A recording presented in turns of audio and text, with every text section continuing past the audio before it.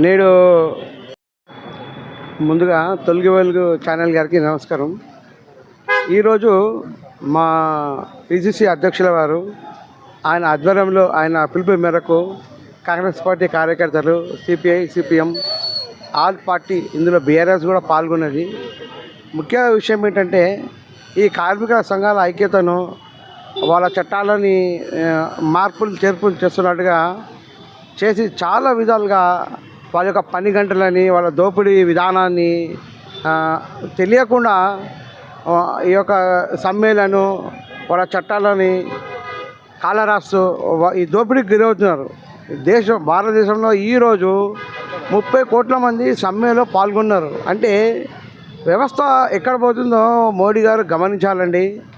మేము చాలా చిన్నవాళ్ళం అయినప్పటికీ ఇలా చేస్తే మీ ప్రభుత్వం పడిపోయే అవకాశం ఉంది. తస్మాత్ జాగ్రత్త.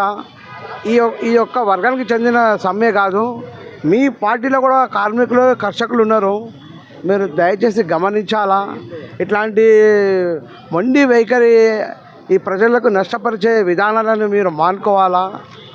కాబట్టి ఇవాళ ఒక భారతదేశంలోనే ఇవాళ ఒక్కరోజు 30 కోట్ల మంది సమ్మెలో పాల్గొన్నారంటే ఇది చాలా చెప్పుకోదగ్గ విషయం.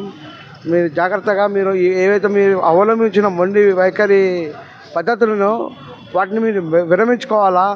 లేకపోతే ముందు మీకు ప్రమాదం ఉంది అని మేము హెచ్చరిస్తున్నాం.